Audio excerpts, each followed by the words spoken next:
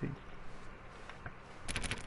Nunca me humilhei tanto pra conseguir um troféu igual aquele troféu de apertar na porta, velho. Wow. Yes. This room. What a beautiful room. What a gorgeous, gorgeous room. Thank goodness Stanley had taken this detour on his way to the meeting room. Life without having experienced this room was now too horrible even to consider. Bonita sala. Não tem nada pra fazer aqui. Yes, really, really worth it being here in the room. A room so utterly captivating that even though all your co-workers have mysteriously vanished, here you sit looking at these chairs and some paintings. Really worth it. Yes. Why?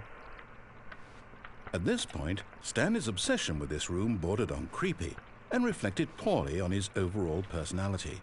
It's possible that this is why everyone left. O cara tá falando que os caras foram embora por culpa minha, velho.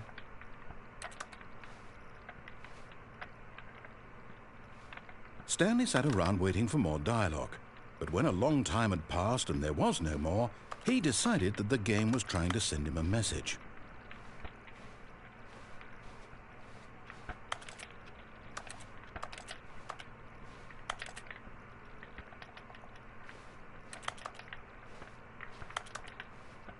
Não tem nada pra fazer aqui mesmo. Tem mais algum diálogo, será? Ou ele só se cansou mesmo? Se cansou, né? Ele fala alguma coisa. De hora extra. But at last, he'd had enough of the amazing room and took the first open door on his left to get back to business. A primeira porta à esquerda pra entrar? Nope. Vou seguir reto. Deixa que mandei minha. Stanley was so bad at following directions, it's incredible he wasn't fired years ago.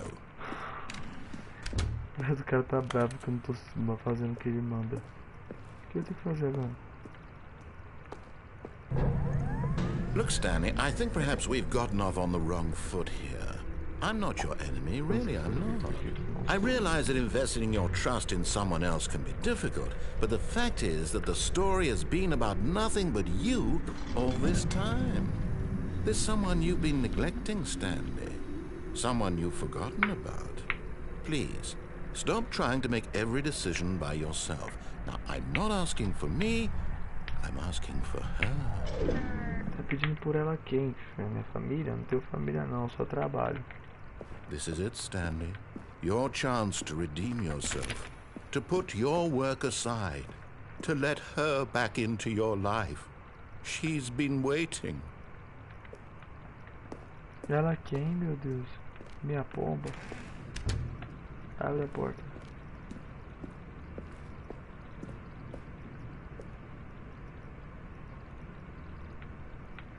Ah, não entrei. That's her, Stanley. You need to be the one to do this. To reach out to her. If you can truly place your faith in another, then pick up the phone.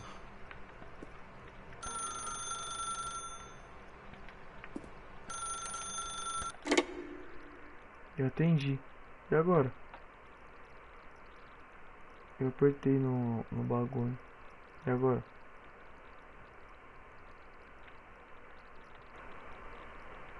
Particularmente estou com medo. 427. Oh, Stanley, is that you? Hold on, sweetie. Sorry to keep you waiting. I'm just pulling the bread out of the oven. All right.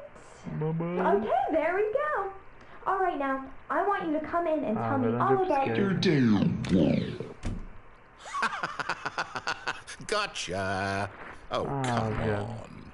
Did you actually think you had a loving wife who'd want to commit their life to you? I'm trying to make a point here, Stanley. I'm trying to get you to see something. Come inside. Let me show you what's really going on here. Sorry, but you're in my story now. Viado. Agora em minha história. Que isso, velho? Eu tô com medo. This is a very sad story about the death of a man named Stanley. Ele vai me matar. E se não apertar o setinha pra cima? Ou um dia funcionar 427, pressione em controle. Não vou pressionar não. Eu não quero pressionar não. Eu faço o que eu quero. Eu que comprei o jogo. Ah, vou apertar, velho. Não tem outra escolha. Stanley is quite a boring fellow. He has a job that demands nothing of him, and every button that he pushes is a reminder of the inconsequential nature of his existence.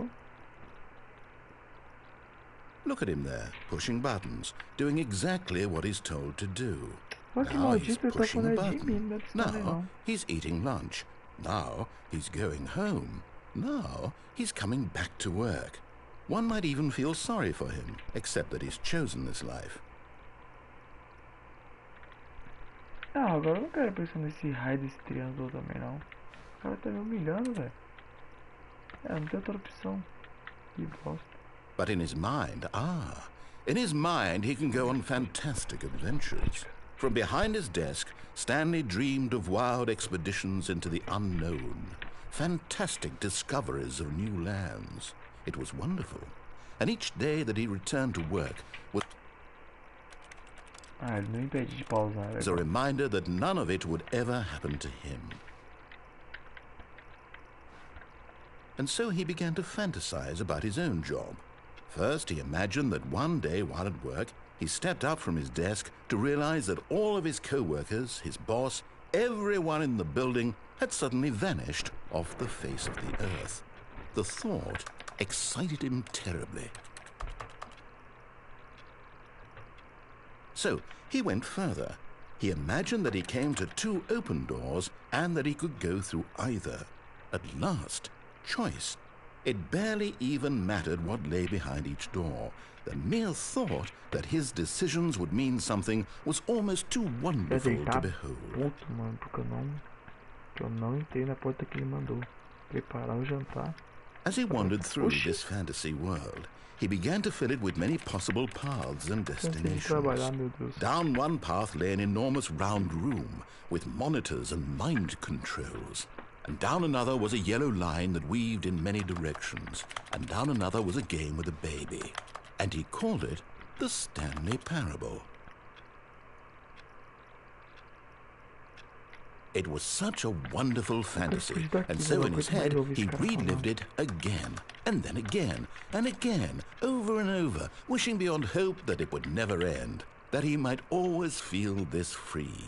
Surely there's an answer down some new path, mustn't there be? Perhaps if he played just one more time. But there is no answer. How could there possibly be? In reality, all he's doing is pushing the same buttons he always has. Nothing has changed. The longer he spends here, the more invested he gets, the more he forgets which life is the real one. And I'm trying to tell him this, that in this world he can never be anything but an observer, that as long as he remains here, he's slowly killing himself. But he won't listen to me. He won't stop. Here, watch this. Stanley, the next time the screen asks you to push a button, do not do it. Não aperte, eu vou apertar. You see? Can he just not hear me? How can I tell him in a way that he'll understand that every second he remains here, he's electing to kill himself? How can I get him to see what I see? How can I make him look at himself? Eu vou questionar o cara. Vamos, vou ser meu bonzão. Vou ficar aqui. Eu não vou apertar nada.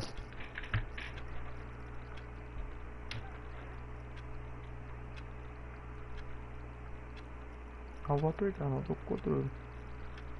Eu não vou apertar.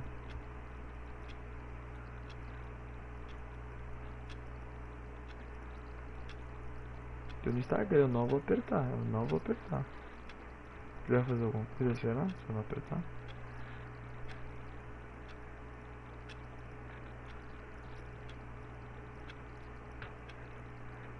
Não, eu não vou apertar, não compensa apertar.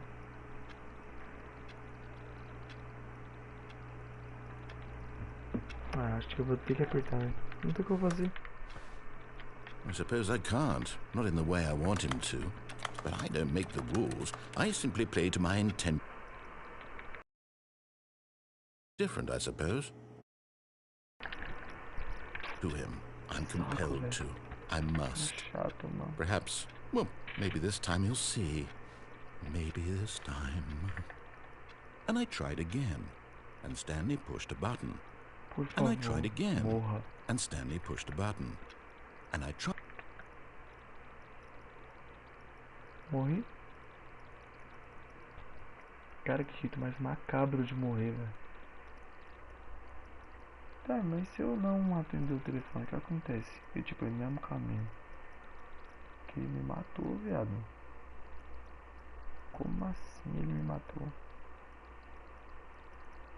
Foi uma morte dolorosa, porque...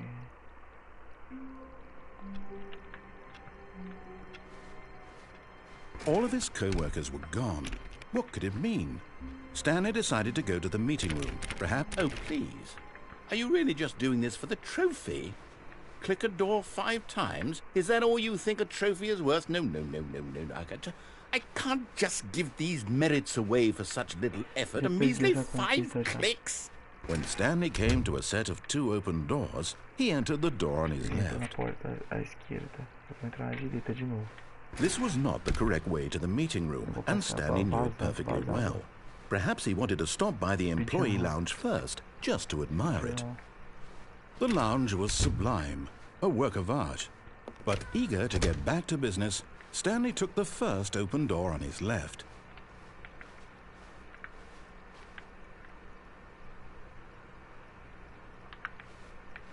Real drible do Jogo. Stanley was so bad at following directions, it's incredible he wasn't fired years ago. Look, Stanley, I think perhaps we've gotten off on the wrong foot here. I'm not your enemy, really, I'm not. I realize that investing your trust in someone else can be difficult, but the fact is that the story has been about nothing but you all this time. There's someone you've been neglecting, Stanley. Someone you've forgotten about. Please, stop trying to make every decision by yourself. Now, I'm not asking for me, I'm asking for her. This is it, Stanley. Your chance to redeem yourself, to put your work aside, to let her back into your life. She's been waiting. That's her, Stanley. You need to be the one to do this, to reach out to her. If you can truly place your faith in another, then pick up the phone. Não. Pode ficar ligando aí, filhote. Você não vai me dar esse golpe de novo. Eu não vou fazer isso. As Stanley picked up the phone, a white light engulfed him, filling him not just with radiance, but with hope. Hope for a life reunited one... Wait. Oh, goodness. Stanley, did you just unplug the phone? No, that wasn't supposed to be a choice. How did you do that? You actually chose incorrectly? I didn't even know that was possible. Let me double check. No, it's definitely here, clear as day. Stanley picks up the phone. He's taken to his apartment where he finds his wife, and the two pledge themselves to one another. Music comes in, fade to white, roll credits. Not picking up the phone is actually somehow an incorrect course of action. How is that even possible? None of these decisions were supposed to mean anything. I don't understand. How on earth are you making meaningful choices? What did you... Wait a second. Did I just see... No, that's not possible. I can't believe it. How had I not noticed it sooner? You're not Stanley. You're a real person. I can't believe I was so mistaken. This is why you've been able to make correct and incorrect choices. And to think I've been letting you run around in this game for so long. If you'd made any more wrong choices, you might have negated it entirely. It's as though you completely ignored even the most basic safety protocol for real-world decision-making. Or did you not grasp the severity of the situation? Well, I won't have that kind of risk on my watch. I'm going to stop the game for a moment so we can educate you properly on safe decision-making in the real world. Please observe this helpful instructional video. Choice. It's the best part of being a real person. But if you... Tá passando vídeo, velho. Será que tem Correctly como can pular o also be vídeo? the most dangerous. For example, in this scenario, a hypothetical real person named Rupert has a choice. He could invent a machine that eliminates food shortages across the world to make life better for all people. Or he could spend years of hard work forgetting how to read. Which choice would you make? Remember that unlike here, the real world makes sense, and at no time should you make a choice that does not conform to rational logic. If you find yourself speaking with a person who does not make sense, in all likelihood, that person is not real. Allow the person to finish their thought, then provide an excuse why you cannot continue talking. Turn to a partner and practice saying, "My goodness, is it 4:30? I'm supposed to be having a back, sack, and crack." Eu não vou praticar nada.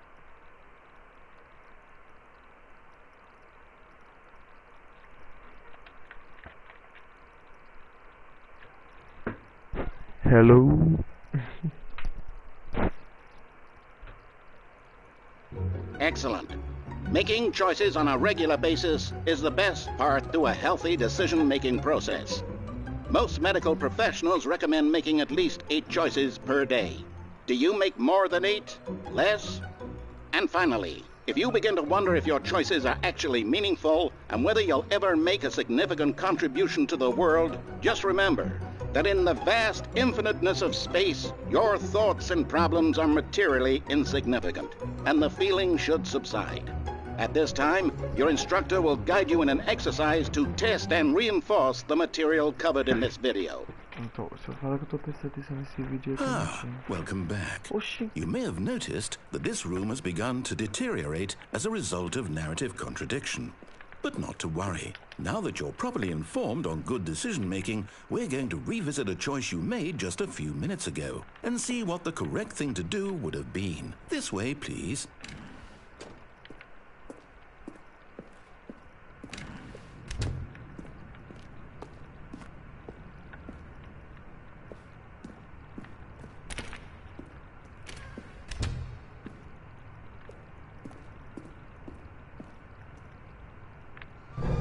Now that we know your choices are meaningful, we can't have you jumping off the platform and dying. Imagine the main character dying senselessly halfway through the story. That story would make no sense at all. We just need to get you home as soon as possible before the narrative contradiction gets any worse. Unfortunately, it seems this place is not well equipped to deal with reality.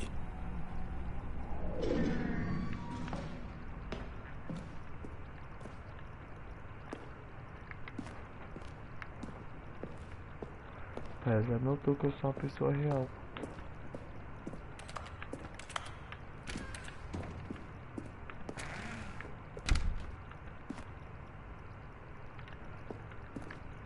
Isso não era para acontecer.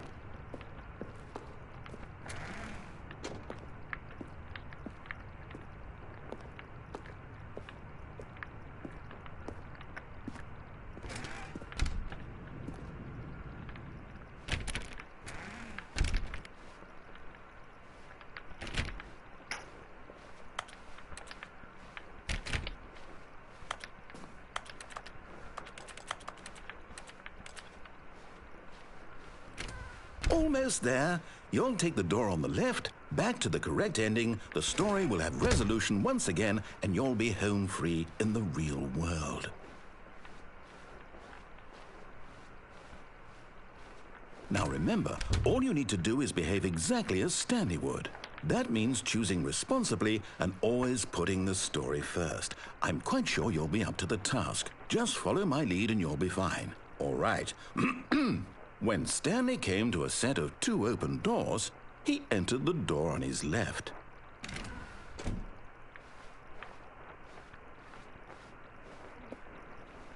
No! Why did you do that? Quickly, hurry back in the other direction. Perhaps we're not too late.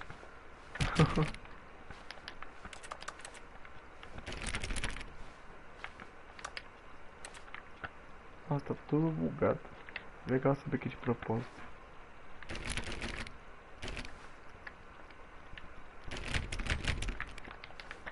Aí é tudo travado.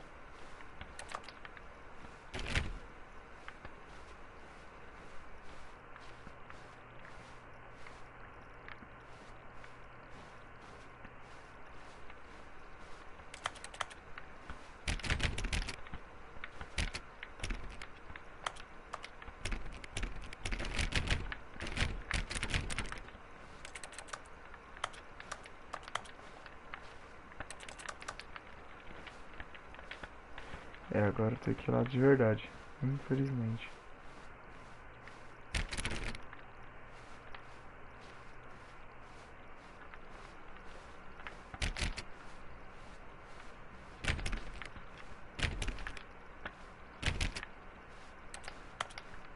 Oh, it's ruined. I can't believe, after everything we talked about, that my story, you've destroyed my work. Why? For what?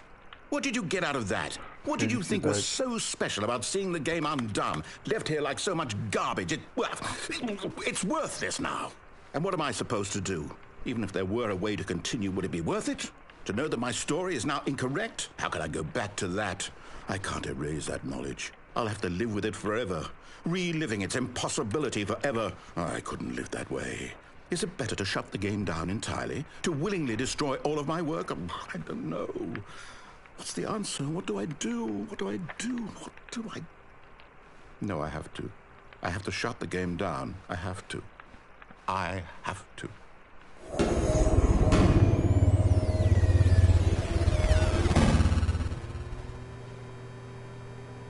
Bizarro.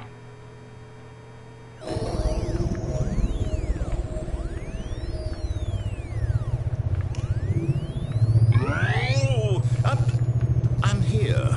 I'm still here. Here in this pile of rubbish. With you. You. Who thought you were so clever. Now look where we are. My entire game is destroyed. It was the only thing in the world that was mine, and you've run it into the ground. What, did you think that would be funny? You just had to see? Didn't I impress upon you how important it was to be like Stanley? He actually knows how to do what I tell him to. He understands that if I say to do something, there's a damn good reason for it. That thought hadn't even occurred to you, had it? That there's a world outside of you? You're a child. Oh, my story.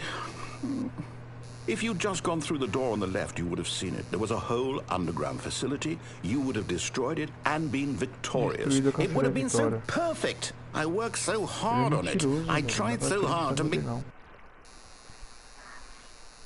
behave exactly as Stanley would. That means choosing responsibly and always putting the story first. I'm quite sure you'll be up to the task. Just follow my lead and you'll be fine. All right. When Stanley came to a set of 2 open doors, he entered the door on his left. A gente viu o que eu vou fazer. Eu vou pra direita. Ia ficar louco. No! Why did you do that? Quickly, hurry back. Behave exactly as Stanley would. That means choosing responsibly and always putting the story first. I'm quite sure you'll be up to the task. Just follow my lead and you'll be fine. All right. When Stanley came to a set of 2 open doors, he entered the door on his left.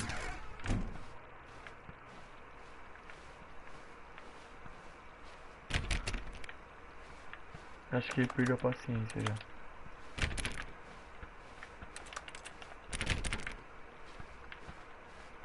No! Why did you do that? Quickly, hurry back. Behave exactly as Stanley would.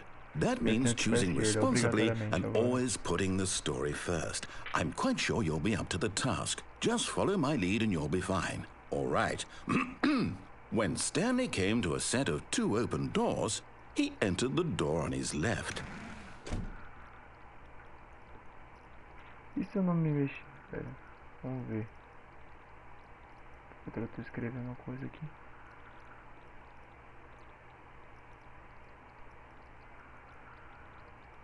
Não, velho, não tem nada a ver.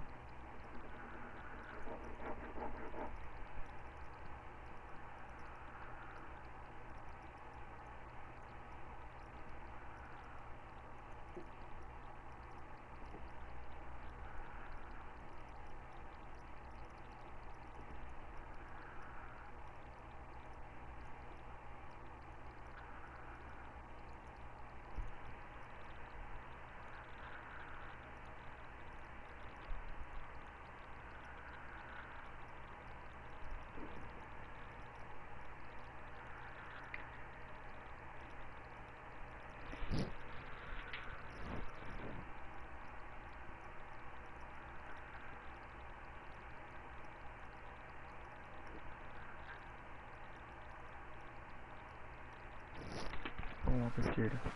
Agora são 13 e pouco, já tô com sono.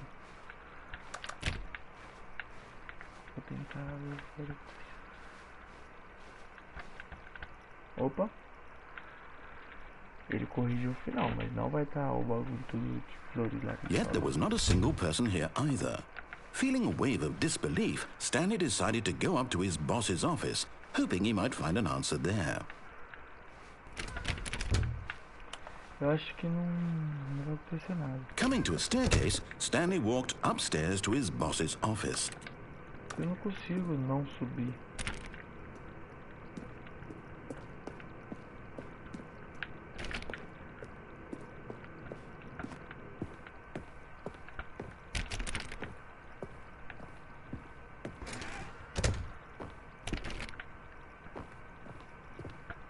Stepping inside his manager's office, Stanley was once again stunned to discover not an indication of any human life.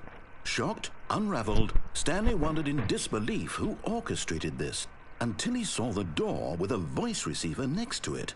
Surely behind this door lay all the answers to his questions. And beyond all probability, he knew the passcode.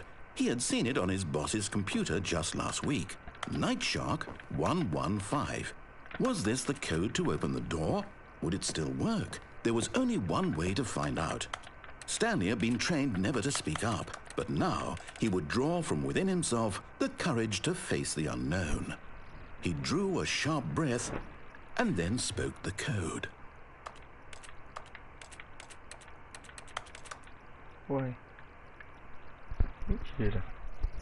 Vou ter que falar? Stanley spoke the code. Night Shark 115. He spoke it into the receiver, right there on the wall. Falar,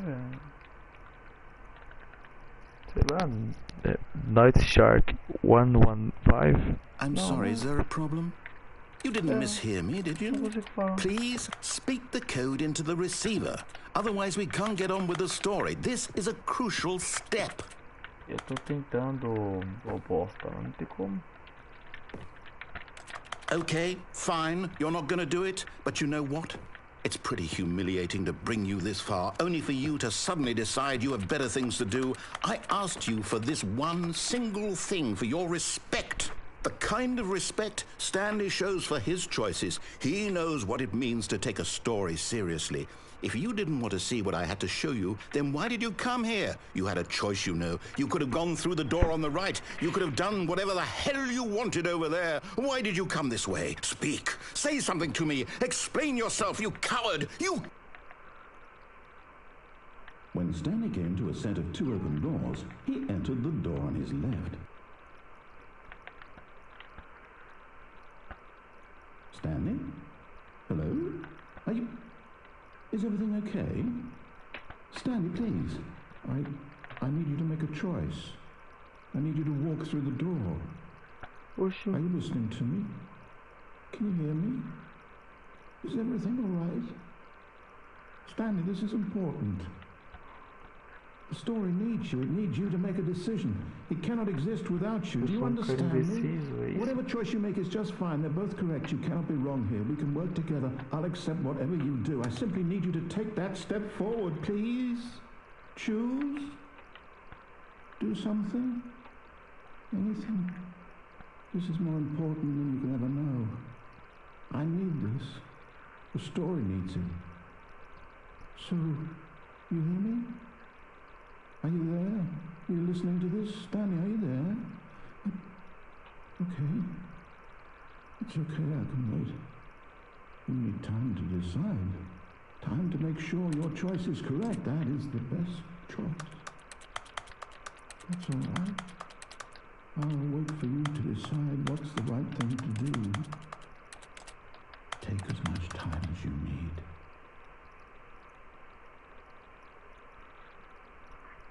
Ele não vai decidir.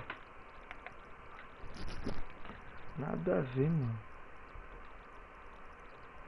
Esse jogo foi me dar uma noia de pensar.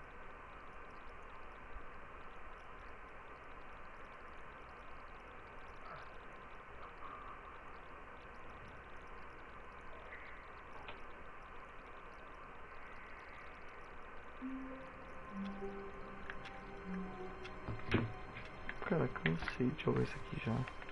All of his co-workers were gone. What could it mean? Stanley decided to go to the meeting room. Perhaps he had simply missed a memo. Speedrun. Vou tentar fazer o caminho certo When dessa Stanley came to a set of 2 open doors, he entered the door on his left. Yet there was not a single person here either. Feeling a wave of disbelief, Stanley decided to go up to his boss. Coming to a staircase, Stanley walked upstairs to his boss's office. Eu tô curioso pra saber o que tem aqui embaixo. But Stanley just couldn't do it. He considered the possibility of facing his boss, admitting he had left his post during work hours. He might be fired for that. And in such a competitive economy, why had he taken that risk? All because he believed everyone had vanished? His boss would think he was crazy. And then something occurred to Stanley. Maybe, he thought to himself, maybe I am crazy. All of my co-workers blinking mysteriously out of existence in a single moment for no reason at all? None of it made any logical sense. And as Stanley pondered this, he began to make other strange observations. For example, why couldn't he see his feet when he looked down? Why did doors close automatically behind him wherever he went? And for that matter, these rooms were starting to look pretty familiar. Were they simply repeating? No, Stanley said to himself, this is all too strange. This can't be real. And at last, he came to the conclusion that had been on the tip of his tongue. He just hadn't found the words for it. I'm dreaming, he yelled. This is all a dream. Oh, what a relief Stanley felt to have finally found an answer, an explanation. His co-workers weren't actually gone. He wasn't going to lose his job. He wasn't crazy after all. And he thought to himself, I suppose I'll wake up soon. I'll have to go back to my boring real-life job pushing buttons. I may as well enjoy this while I'm still lucid. So, he imagined himself flying and began to gently float above the ground. Then he imagined himself soaring through space on a magical starfield, and it too appeared. It was so much fun, and Stanley marveled that he had still not woken up. How was he remaining so lucid? And then perhaps the strangest question of them all entered Stanley's head. One he was amazed he hadn't asked himself sooner. Why is there a voice in my head dictating everything that I'm doing and thinking? Now the voice was describing itself being considered by Stanley, who found it particularly strange. I'm dreaming about a voice describing me, thinking about how it's describing my thoughts, he thought. And wondered if this voice spoke to all people in their dreams. The truth was that, of course, this was not a dream. How could it be? Was Stanley simply deceiving himself, believing that if he's asleep, he doesn't have to take responsibility for himself? Stanley is as awake right now as he's ever been in his life. Now, hearing the voice speak these words was quite a shock to Stanley. After all, he knew for certain, beyond a doubt, that this was in fact a dream. Did the voice not see him float and make the magical stars just a moment ago? How else would the voice explain all that? This voice was a part of himself too. Surely, if he could just... would prove it. He would prove that he was in control, that this was a dream. So he closed his eyes gently, and he invited himself to wake up. He felt the cool weight of the blanket on his skin, the press of the mattress on his back, the fresh air of a world outside this one. Let me wake up, he thought to himself. I'm through with this dream. I wish it to be over. Let me go back to my job. Let me continue pushing the buttons. Please, it's all I want. I want my apartment, and my wife, and my job. All I want is my life exactly the way it's always been. My life is normal. I am normal. Everything will be fine. I am okay. Why? Stanley began screaming. Please, someone, wake me up. My name is Stanley. I have a boss. I have an office. I am real. Please, just someone tell me I am real. I must be real. I must be. Can anyone hear my voice? Who am I? Who am I? And everything went black.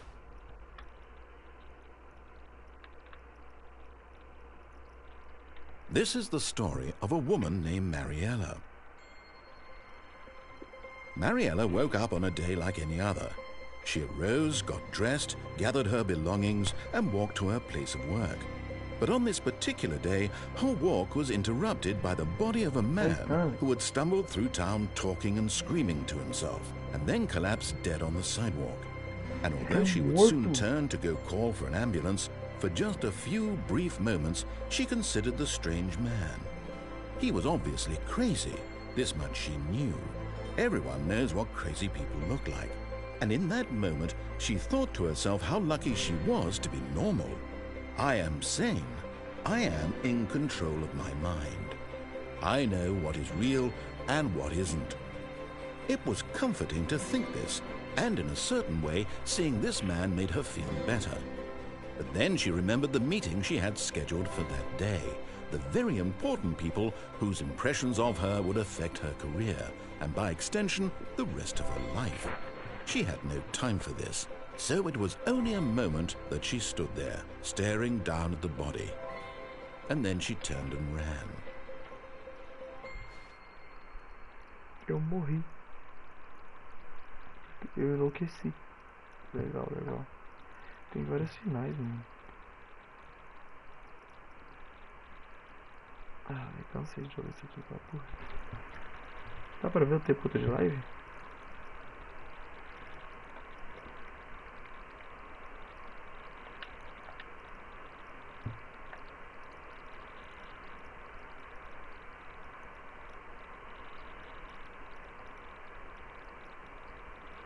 Eu tô vendo minha própria live, isso mesmo. Legal, legal.